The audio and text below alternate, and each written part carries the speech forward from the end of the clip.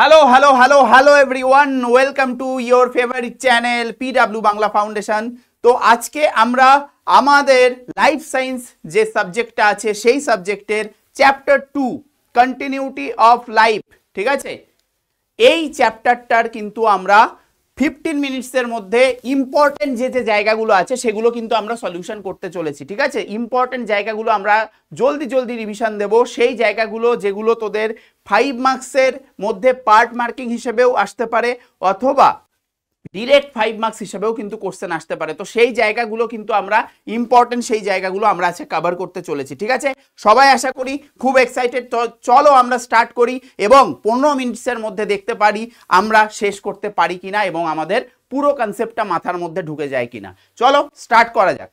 তো প্রথম স্লাইড তোদের জন্য, ক্রোমোজোমের রাসায়নিক উপাদানগুলো কি কি। এই কোশ্চেনটা তোরা দেখেছিস যে টেস্ট পেপারেও কিন্তু প্রচুর স্কুলে 2 মার্কস হিসেবে বা 3 মার্কস হিসেবে এসছে। তো 5 মার্কসের মধ্যে যে পার্ট মার্কিং থাকে সেখানে কিন্তু এই কোশ্চেনটা ইনপুট করার মাধ্যমিকে প্রবল চান্স আছে।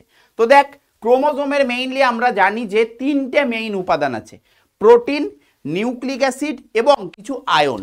এবার এই প্রোটিনের মধ্যে কোন দুটো প্রোটিন ইম্পর্টেন্ট, সেই দুটো প্রোটিনের নাম হচ্ছে একটা হিস্টোন প্রোটিন আর একটা হচ্ছে নন হিস্টোন প্রোটিন। হিস্টোন প্রোটিনের প্রকৃতি কি? হিস্টোন এক ধরনের ক্ষারীয় প্রোটিন যেগুলো ক্ষারীয় কিছু অ্যামাইনো অ্যাসিড দিয়ে তৈরি হয়, ঠিক আছে, যেমন আর্জিনিন, হিস্টিডিন, লাইসিন। তো এই প্রোটিন যদি 50% ক্রোমোজোমে থাকে তার 45% কিন্তু আমাদের হিস্টোন টাইপসের প্রোটিন হয়। তাহলে ক্ষারীয় অ্যামাইনো অ্যাসিড দিয়ে তৈরি এবং তার সাথে সাথে এটার পরিমাণ কিন্তু প্রোটিনের মধ্যে বেশি থাকে। নন হিস্টোন প্রোটিন কিন্তু আম্লিক প্রকৃতির হয়, ঠিক আছে, আম্লিক কিছু অ্যামাইনো অ্যাসিড নিয়ে কিন্তু তারা তৈরি হয়, যেমন ট্রিপ্টোফ্যান, টাইরোসিন, এইগুলো নিয়ে কিন্তু তৈরি হয়। এবং 50% প্রোটিনের মধ্যে 5% প্রোটিন কিন্তু আমাদের নন হিস্টোন টাইপসের থাকে। নেক্সট হচ্ছে আমাদের নিউক্লিক অ্যাসিড। নিউক্লিক অ্যাসিডের মধ্যে আমরা জানি 2 রকমের নিউক্লিক অ্যাসিড হয়, একটা হচ্ছে ডিএনএ এবং আরেক ধরনের হয় হচ্ছে আরএনএ।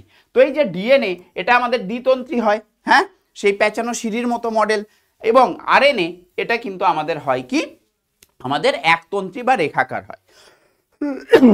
এবার এই যে নিউক্লিক অ্যাসিড, এই নিউক্লিক অ্যাসিডের একদম গঠনগত এবং কার্যগত একক ইউনিট যদি বলা হয়, সেই ইউনিটটাকে আমরা কি বলি? নিউক্লিওটাইড বলি। নিউক্লিওটাইড কি কি দিয়ে তৈরি? পেন্টোজ শর্করা, নাইট্রোজেন ক্ষার এবং তার সাথে ফসফরিক অ্যাসিড। এইবার এই যে পেন্টোজ শর্করা, এই পেন্টোজ শর্করা ডিএনএ এর মধ্যে আমাদের ডিঅক্সিরাইবোজ প্রকৃতির হয়, আরএনএ এর মধ্যে রাইবোজ প্রকৃতির হয়। নাইট্রোজেন ক্ষার 2 রকমের হয়, পিউরিন ক্ষার, পিরিমিডিন ক্ষার। পিউরিন ক্ষারের মধ্যে অ্যাডেনিন গুয়ানিন, যেটা ডিএনএ আরএনএ দুটোতেই সেম থাকে। পিরিমিডিন যে ক্ষার থাকে সেটা আরএনএর ক্ষেত্রে ইউরাসিল আর সাইটোসিন থাকে, যেখানে ডিএনএতে সাইটোসিনটা কমন থাকে কিন্তু ইউরাসিলের জায়গায় থাইমিন থাকে। তাহলে এই গেল আমাদের নিউক্লিক অ্যাসিডের সাথে নিউক্লিওটাইড যে ইউনিটটা সেটার একটা সম্পর্ক। আর নিউক্লিওসাইড বলে এখানে একটা আমরা কথা দেখছি, এবং এই যে পয়েন্টটা এটা আমাদের কাকে বোঝায়? নিউক্লিওটাইডের মধ্যে নিউক্লিওসাইড হচ্ছে শুধুমাত্র পেন্টোজ শর্করা, নাইট্রোজেন ক্ষার দিয়ে তৈরি। ফসফরিক অ্যাসিড কিন্তু নিউক্লিওসাইডের মধ্যে থাকে না। আর একটা যে জিনিস ছিল সেটা হচ্ছে আমাদের ধাতব আয়ন। ধাতব আয়ন, এই ধাতব আয়নের মধ্যে ক্যালসিয়াম, ম্যাগনেসিয়াম, আয়রন, এই সকল কিছু ধাতব আয়ন কিন্তু ক্রোমোজোমের উপাদান হিসেবে কাজ করে। এই উপাদানগুলো মেইনলি কি কাজ করে বেটা? ক্রোমোজোমের দৃঢ়তা প্রদান করে। ক্রোমোজোম যে কাঠামোটা, ক্রোমোজোমের যে গঠনটা, সেটার দৃঢ়তা, ঠিক আছে, সেইটাকে শক্তপোক্ত রাখতে ক্রোমোজোমকে হেল্প করে আমাদের এই আয়নগুলো। তাহলে এখানে আমরা ক্রোমোজোমের রাসায়নিক উপাদান সম্পর্কে জেনে নিলাম। এইবার আমরা আরো একটি ইম্পর্টেন্ট পার্ট, যেটাকে আমরা বলি সেল সাইকেল বা কোষ চক্র। কোষ চক্র আমরা জানি মেইনলি 2টো ফেজে বিভক্ত, একটা হচ্ছে ইন্টারফেজ আর একটা হচ্ছে আমাদের মাইটোটিক ফেজ যেটাকে বলা হয়, বা মাইটোটিক ফেজ এইটা। তো ইন্টারফেজ সেখানে 3টে পার্ট হয়, G1, S, G2, ঠিক আছে। আর মাইটোটিক ফেজই মেইনলি আমাদের কোষ বিভাজন দশা। ইন্টারফেজকে আমরা প্রস্তুতিমূলক দশা বলি। এইবার এই একটা কোষের চক্র পুরোটা কমপ্লিট করার জন্য তার বিভিন্ন জায়গায় কিছু নিয়ন্ত্রণ বিন্দু থাকে বা চেক পয়েন্ট থাকে। সেই চেক পয়েন্ট নিয়েই আমাদের কথা আজকে। তো চেক পয়েন্ট বা নিয়ন্ত্রণ বিন্দু কি জিনিস? বিভিন্ন কোষ বিভাজনের সময় ত্রুটি হতে পারে, সেই ত্রুটি এড়াবার জন্য এই চেক পয়েন্টগুলো কিন্তু চেক করে নেয় যে একটা স্টেজ থেকে আরেকটা স্টেজে যাওয়ার জন্য যে যে জিনিস তৈরি হওয়া দরকার সেই জিনিসগুলো ঠিকঠাকভাবে তৈরি হয়েছে কিনা। যদি না তৈরি হয়, কোনো রকম ত্রুটি হয়, কোনো রকম খামতি হয়, তখন কিন্তু সেই চেক পয়েন্টগুলো কিন্তু তাকে আটকে দেয়, ঠিকঠাক করায়, তারপর তাকে অ্যালাউ করে পরবর্তী স্টেজে যাওয়ার জন্য। তো এই রকম তিনটে চেক পয়েন্ট আছে, G1S, G1 থেকে S এর মধ্যে এই যে তারপর G2M, ঠিক আছে, G2M অ্যান্ড দেন আমাদের M, এই তিনটে কিন্তু আমাদের চেক পয়েন্ট আছে। তো এই চেক পয়েন্টকে যদি ঠিকঠাকভাবে কাজ না করে বা এই চেক পয়েন্টকে অতিক্রম করে যে কোষের বিভাজন হয়, ঠিক আছে, সেই কোষকে আমরা টিউমার কোষ বা ক্যান্সার কোষ বলতে পারি। তো এইটা হচ্ছে আমাদের কোষ চক্রের নিয়ন্ত্রণ বিন্দু সংক্রান্ত কন্ডিশন। এইবার আমরা খুব ইম্পর্টেন্ট আরো একটা জায়গা আছে আমাদের, যেটাকে আমরা বলি ক্রসিং ওভার। তো এই যে ক্রসিং ওভার, এই ক্রসিং ওভার ব্যাপারটা কখন হয়? মেইনলি মিওসিস 1 যখন হয়, সেটার প্রোফেজ 1 এবং তার যে উপদশা, এই উপদশাটা মনে রাখা খুব দরকার, প্যাকাইটিন উপদশাতে কিন্তু এই ব্যাপারটা হয়। এখানে মেইনলি সমসংস্থ ক্রোমোজোম, এই যে দুই জোড়া, এই যে এই কন্ডিশনটা দেখতে পাচ্ছি, সেটাকে আমরা হোমোলোগাস ক্রোমোজোম বলি বা সমসংস্থ ক্রোমোজোম। এর মধ্যে নন সিস্টার ক্রোমাটিড দ্বয়ের মধ্যে জেনেটিক পদার্থের বিনিময়। নন সিস্টার ক্রোমাটিড কি? এই ক্রোমোজোমের এই বাহু, এই ক্রোমোজোমের এই বাহু, এইটাকে একত্রে বলা হয় নন সিস্টার ক্রোমাটিড। তো তাদের মধ্যে এই দেখ, এই জায়গাটায় কিন্তু জেনেটিক পদার্থের বিনিময় হচ্ছে। দেখ এখানে বেগুনি কালারের পার্টটা লালের পার্টের মধ্যে চলে আসছে, এখানে লালের পার্টটা বেগুনি কালারের মধ্যে চলে যাচ্ছে। তো এইটা ঘটার ফলে মেইনলি কি হয় বেটা? গ্যামেটগুলিতে নতুন জিন বা বৈশিষ্ট্যের সঞ্চার ঘটে, এবং সেটাই কিন্তু আমাদের গুরুত্বপূর্ণ আমাদের অভিযোজন এবং অভিব্যক্তির ক্ষেত্রে, ঠিক আছে। আচ্ছা, ক্রসিং ওভারের শুরুতে তাহলে কি হয়? দুটি নন সিস্টার ক্রোমাটিডের মধ্যে একটি অপরটির ওপর দিয়ে একটা অঞ্চল গঠিত হয়, যেটাকে আমরা এক্স এর মতো দেখতে লাগে এই জায়গাটা।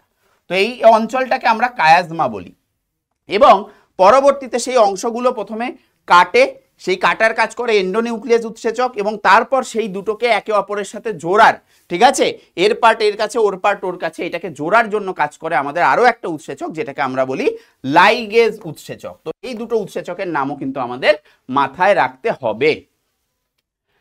এরপরের যে পার্টটা আছে আমাদের অনুবিস্তারণ বা মাইক্রো প্রোপাগেশন। প্রচুরবার আমরা টেস্ট পেপার, যে কোনো টেস্ট পেপার খুলিস, প্রত্যেকটা জায়গায় কিন্তু মাইক্রো প্রোপাগেশন বা অনুবিস্তারণ থেকে কোশ্চেন এসছে, ঠিক আছে। এবং তোরা জানিস এই যে আমাদের চ্যাপ্টার 2টা, এখানে কিন্তু 3-4টে টপিক আছে। তো সেখান থেকেই যে যে জায়গাগুলো 5 মার্কসে আসার মতো, সেই জায়গাগুলো কিন্তু আমি এখানে এনেছি এবং তোদের খুব কম সময়ের মধ্যে বুঝিয়ে দেওয়ার চেষ্টা করছি। অনুবিস্তারণ বা মাইক্রো প্রোপাগেশনে কি হয়? ছোট ছোট টুকরো, যেটাকে এক্সপ্ল্যান্ট বলা হয়, সেই অংশগুলোকে কিন্তু কেটে নেওয়া হয়, ঠিক আছে। তো সেইগুলোকে কেটে নেওয়া হলে তাকে কর্ষণ মাধ্যম বা একটা টিস্যু কালচার মিডিয়ামে রাখা হয়।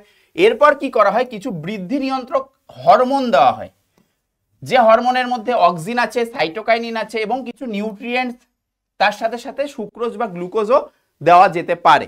এরপর কি হয়? এই যে এক্সপ্ল্যান্ট, সেখান থেকে এক প্রকার অবিভেদিত কোষপুঞ্জ বা ক্যালাস সৃষ্টি হয়। এই যে পার্টটা দেখতে পাচ্ছিস, এইখানে কিন্তু আমাদের ক্যালাস সৃষ্টি হয়েছে, এবং ক্যালাসে যদি আমরা কাণ্ড সৃষ্টি করতে চাই, তাহলে সেখানে আমাদের সাইটোকাইনিন হরমোন দিতে হবে, এবং ক্যালাস থেকে যদি আমরা মূল সৃষ্টি করতে চাই, তাহলে সেখানে অক্সিন হরমোন দিতে হবে।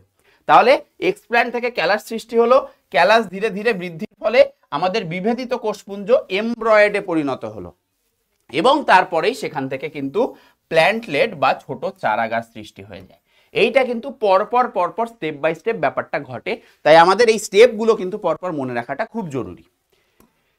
এরপর লাস্ট যে পার্টটা আমরা দেখতে চলেছি, এখানে দুটো টপিক একসাথে মার্চ করা আছে, দুটো আলাদা আলাদা ছবি দেখতে পাচ্ছিস।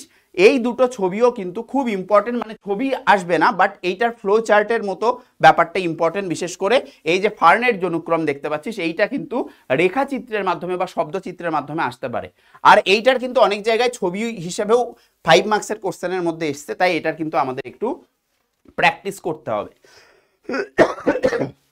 তো প্রথমে আমরা ফার্নের জনুক্রমের ব্যাপারটা দেখি, ঠিক আছে। ফার্নের জনুক্রমের ব্যাপারটা আমরা আগে দেখি। তো ফার্নের জনুক্রমে কি হচ্ছে? এদের দু ধরনের দশা আছে, একটা হচ্ছে স্পোরোফাইট দশা, যেটাকে আমরা রেণুধর দশা বলি, আর একটা আছে লিঙ্গধর দশা, যেটাকে গ্যামেটোফাইট দশা বলে। তো রেণুধর দশা আর লিঙ্গধর দশা। রেণুধর দশা এটা কিন্তু ডিপ্লয়েড টাইপসের হয়, 2n টাইপসের হয়, আর লিঙ্গধর দশা কিন্তু হ্যাপ্লয়েড টাইপসের হয়, n টাইপসের হয়। তো কি হয়? প্রথমে এইখানে যে সোরাস বা সোরাই থাকে সেইখানে যে এই যে ছোট্ট ছোট্ট এই যে সোরাস সে তার মধ্যে কিন্তু আমাদের কি থাকে, রেণু থাকে। তো সেই রেণুগুলো আমাদের তৈরি হয় রেণু মাতৃকোষ থেকে। সেই রেণু মাতৃকোষ থেকে রেণু তৈরির সময় কিন্তু এখানে মিওসিস ঘটে, এই জন্য এখানে মিওসিস লেখা আছে। তারপর সেই স্পোরগুলোর জার্মিনেশন হয়, অঙ্কুরোদ্গম হয় এবং সেখান থেকে আমাদের কিন্তু লিঙ্গধর দশায় কিন্তু প্রবেশ করে যায় এবং একটা পুংধানী এবং স্ত্রীধানী সম্মিলিতভাবে একটা দেহ, যেটাকে আমরা বলি প্রোথ্যালাস, সেটা গঠিত হয়। পুংধানী থেকে অ্যান্থেরিডিয়াম থেকে স্পার্ম বা শুক্রাণু তৈরি হয়, আর আর্কিগোনিয়াম স্ত্রীধানী থেকে আমাদের এগ বা ডিম্বাণু তৈরি হয়। এইটা থেকে এবার কি করে, এরা নিষেক করে এবং তার ফলে আমাদের ফার্টিলাইজেশনের ফলে আমাদের কিন্তু স্পোরোফাইট ডেভেলপমেন্ট হয় এবং সেখান থেকে রেণুধর অঙ্গ বা দেহ সেইটা কিন্তু ধীরে ধীরে ম্যাচিওর হয়ে ওঠে। তো এইভাবে এই যে রেণুধর আর লিঙ্গধরের মধ্যে এই যে কন্ডিশনটা, হ্যাঁ, সাইকেলটা, এর মাধ্যমেই এই ব্যাপারটাকে আমরা বলি alternation of generation in fern. তো জনুক্রম ফার্নের ক্ষেত্রে খুব ইম্পর্টেন্ট এবং এর মধ্যে যদি বিশেষ দশার কথা বলিস তাহলে কিন্তু এটার মেইন দশা কিন্তু রেণুধর দশা। ঠিক আছে, তো চলো এরপর আমরা নিষেক পদ্ধতিটা দেখে নিই। নিষেক পদ্ধতি খুবই ইম্পর্টেন্ট। প্রথমত পরাগ রেণু বাহকের দ্বারা হোক বা বাহক ছাড়া হোক কোনো রকম ভাবে আমাদের ফুলের গর্ভমুণ্ডের ওপর এসে পড়ে, তারপর সেখান থেকে একটা পোলেন টিউব বা পরাগ নালিকা তৈরি হয়। পরাগ নালিকা তৈরির মাধ্যমে এই পোলেন গ্রেনগুলোর থেকে আমাদের কি হয়, শুক্রাণু বেরোয়। ঠিক আছে, তো শুক্রাণু তৈরি হয়, সেই শুক্রাণুগুলো এই পোলেন টিউব দিয়ে কিন্তু নিচের দিকে নামতে থাকে। ঠিক আছে, নিচের দিকে নেমে এই জায়গাটায় আছে আমাদের ডিম্বাশয় বা ভ্রূণস্থলীর যে গঠন আমরা জানি। তো সেইটার মধ্যে বিভিন্ন ধরনের কোষ জানি আমরা। এই ওপরের দিকে এই জায়গাটায় আমাদের অ্যান্টিপোডাল কোষ আমরা দেখতে পাই, প্রতিপাদ কোষ। নিচের দিকে এই দুটো কোষ হচ্ছে সহকারী কোষ এবং তার মাঝে থাকে আমাদের ডিম্বাণু এবং তার সাথে মাঝে এই দুটো পোলার নিউক্লিয়াস দিয়ে তৈরি হয় নির্ণীত নিউক্লিয়াস। ঠিক আছে, এইবার কি হয়, এই যে পরাগ নালিকা ঢুকছে এর মধ্যে এবং তার মধ্যে দিয়ে দেখ দুটো শুক্রাণু কিন্তু সামনের দিকে এগিয়ে যাচ্ছে। এই দুটো শুক্রাণুর মধ্যে একটা শুক্রাণু ডিম্বাণুর সাথে মিট করে তৈরি করে জাইগোট এবং আর একটা শুক্রাণু এইখানে যে দুটো পোলার নিউক্লিয়াস ছিল যেটা দিয়ে নির্ণীত নিউক্লিয়াস তৈরি হয়েছিল তার সাথে গিয়ে মিট করে তৈরি করে শস্য নিউক্লিয়াস, যেটা ট্রিপ্লয়েড হয়, যেটাকে আমরা এন্ডোস্পার্মও বলে থাকি। তো যেহেতু একই সাথে দুটো নিষেক হচ্ছে দুবার, তাই এই জন্য আমরা এটাকে বলি দ্বিনিষেক পদ্ধতি। ঠিক আছে, তো সুন্দরভাবে এটা কিন্তু অনেকগুলো স্টেপ বাই স্টেপ হয়, সেই স্টেপগুলোর নাম দিয়ে এটা 5 মার্কসে আসার সম্ভাবনা খুব বেশি।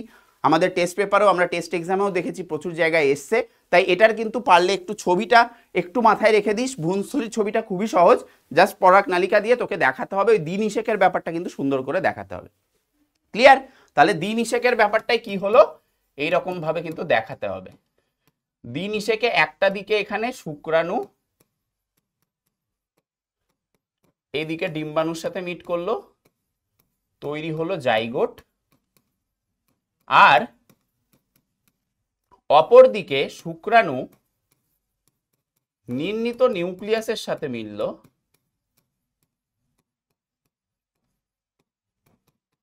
তৈরি করলো ষষ্ঠ নিউক্লিয়াস। ঠিক আছে, তো এই ব্যাপারটা কিন্তু সুন্দর করে তোদের দেখিয়ে বুঝিয়ে দিতে হবে। তো এই ছিল ইম্পর্টেন্ট যে পার্টগুলো আমাদের 5 মার্কসে আসতে পারে, সেই জায়গাগুলো কিন্তু আমরা কমপ্লিট করে ফেললাম উইদিন 15 মিনিটস। তো আশা করি তোদের এই যে ছোট্ট ছোট্ট ভিডিওগুলো যেগুলোর মাধ্যমে তোদের কনসেপ্ট খুব ভালো করে ডেভেলপমেন্ট হচ্ছে, সেইটা তোদের কোনো না কোনোভাবে এক্সামে গিয়ে কিন্তু খুব ভালো করে কাজ করবে। তাই শুধুমাত্র ফোকাসটা যা যা দেওয়া হচ্ছে সেই দিকে ফোকাস রাখ, অন্যদিকে ফোকাস কম রাখ। আশা করি তোদেরই ভালো হবে, কারণ এখন আর কম সময়, মানে খুবই কম সময় আছে। ঠিক আছে, এই ডিসেম্বর মাস কিন্তু প্রায় শেষ হতে যায়। ঠিক আছে, 10-12 দিন ক্রস করে গেছে। তো এই জন্য খুব দরকার তোদের এখন ফোকাস হয় এবং ফোকাস হয়ে শুধুমাত্র মাধ্যমিক নিয়ে ভাবা, না হলে কিন্তু শেষের দিকে সেই আমাদের কাছেই আসবে এবং আবার কান্নাকাটি শুরু করবি, স্যার টেনশন লাগছে। তো সেইগুলো যাতে না হয়, ফোকাস সব সময় সাথে রাখ এবং যা যা দেওয়া হচ্ছে সেগুলোকে কাজে লাগা। ঠিক আছে, তো আশা করি তোদের এই ক্লাসটা খুব সাহায্য করবে। এরকম আমরা প্রত্যেকটা চ্যাপ্টার নিয়ে আমরা চেষ্টা করছি প্রত্যেকটা সাবজেক্টেই আসার যতটা পারা যায়। ঠিক আছে, এবং তার সাথে সাথে আমাদের তো টেস্ট পেপার সলিউশন চলছেই, এরপর মধ্যশিক্ষা পর্ষদের শুরু হওয়ার পালা, তো সেইটাও আমরা শুরু করব। ঠিক আছে, তো তোদের জন্য সব সময় আমরা আছি, তোরাও সাথে থাক। চলো দেখা হচ্ছে নেক্সট ভিডিওতে। আর সবাই শেয়ার করতে ভুলিস না, বাকি বন্ধু বান্ধবদের কাছেও এই ব্যাপারটা শেয়ার করে দিস ভিডিওটা, আশা করি তোদের হেল্প হবে। ঠিক আছে, চলো টাটা, বাই।